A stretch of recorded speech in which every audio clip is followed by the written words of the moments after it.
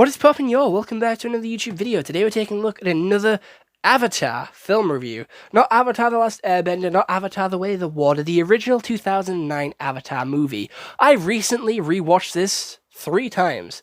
I watched it back with my ex, I watched it by myself, and I now recently watched it with my nana, ready to watch Way of the Water with my nana and granddad this Saturday. So, here it is. Here is my verdict on this review, on this movie, because I didn't do one when I originally watched it, and I didn't do one around the time of the second movie either. So, what better time than now? Ready for Avatar 3, and we did take a look at a couple of Lego sets from Avatar, and hopefully I'll be getting a couple more in the future, because Avatar is such a good series, man.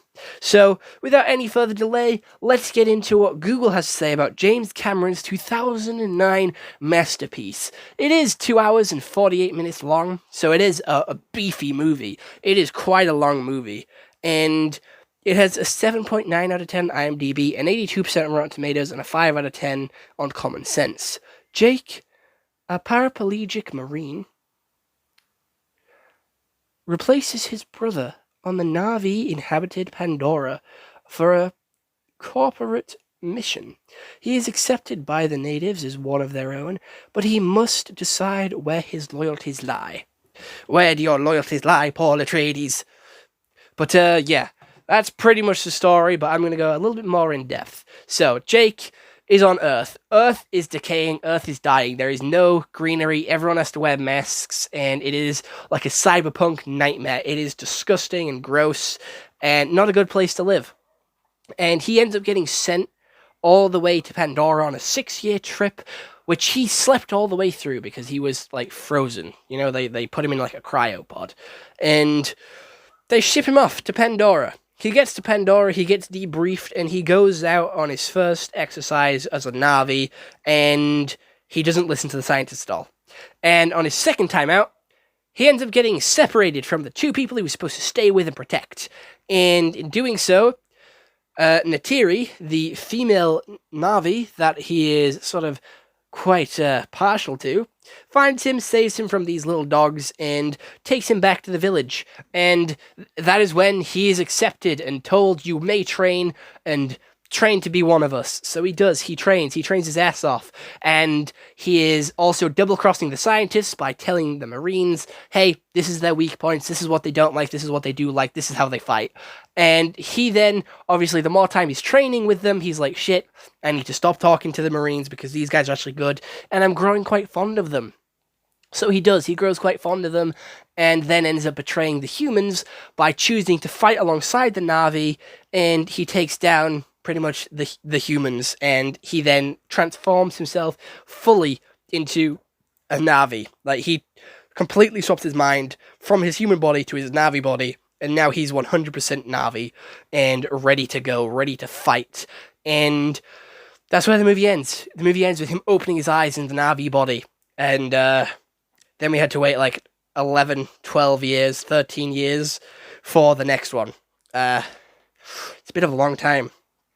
But yeah, that is the movie. Quick rundown. CGI isn't the best. Again, it was 2009, but you do get used to it as time goes on. Like, it does become normal as you continue watching it.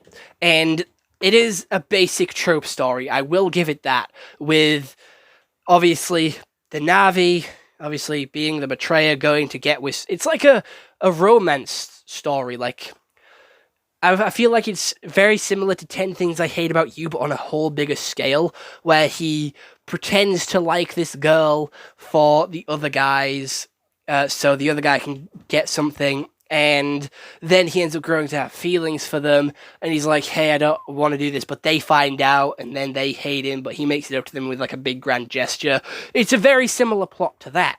However, it's done on a much bigger scale and in a much more interesting way with aliens and sci-fi and loads of cool creatures, and this movie actually gave people Avatar depression. If you don't know what Avatar depression is, it is where people watched this movie and got depressed because they couldn't live in the Avatar world of Pandora. They were stuck on Earth, shitty old Earth, shitty, unpretty, disgusting Earth, when they could have lived on Pandora, this beautiful, gorgeous looking planet which can kill you at any turn.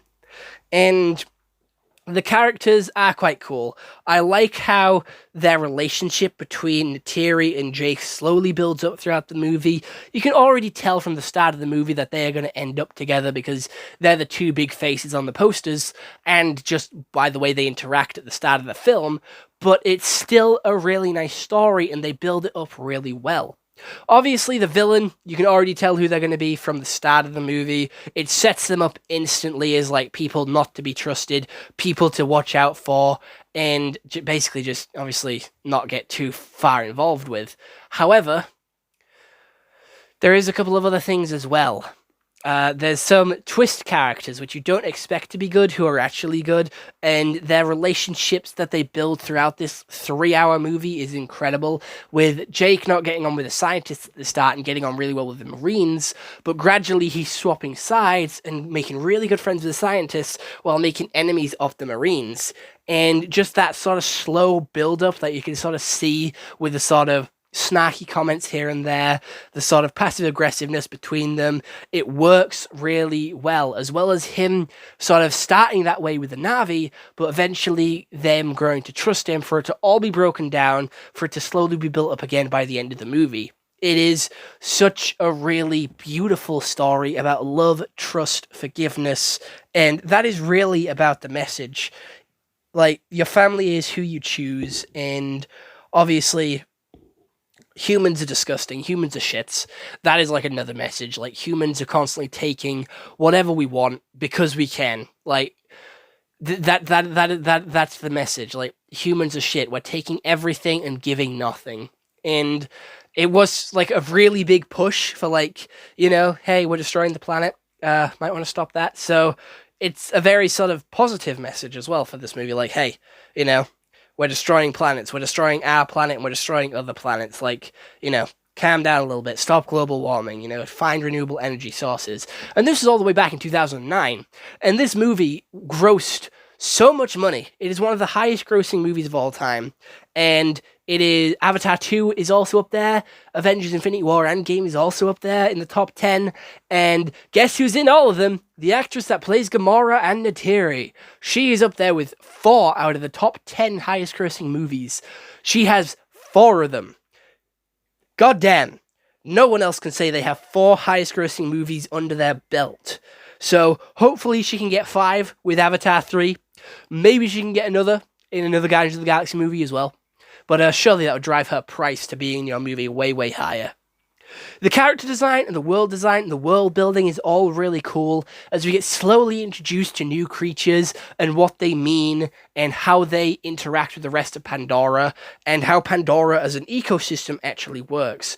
It is really interesting and really creative how they go about this, with sort of tapping into the tree roots, gradually interacting with the different creatures, getting attacked by the wildlife, using the wildlife to help fight back against the army and fight back against the humans, and all the creatures that we saw up until that point came back to join in, and that was such a good story and such a good moment. However, this movie, it has to be an 8 out of 10. I'm going to be honest, I like this one, but I prefer the second one. I much prefer the second one, and I feel the same way about a lot of other movies, especially Dune. I prefer Dune 2 to Dune 1. And there's a couple of other movies which I like the second one of. Obviously, Spider-Man. I think Across the Spider-Verse is way better than Into the Spider-Verse, but Into the Spider-Verse is an absolute masterpiece in it amongst itself. So this is one of the few times the second one is better than the first one. So I have to give it an 8 out of 10. Just because it isn't as good as the second one. And hopefully the third one will be even better, and it keeps having the trend of going up and up and up. But other than that, I hope you all enjoyed this YouTube video. I'll see you all in the next one. I hope you all have an excellent day, and goodbye. Stay home and stay safe. Also, you know what? Let me know down in the comments below how you guys felt about this. If you guys like this movie, and if you guys are excited for Avatar 3. But other than that, toodaloo.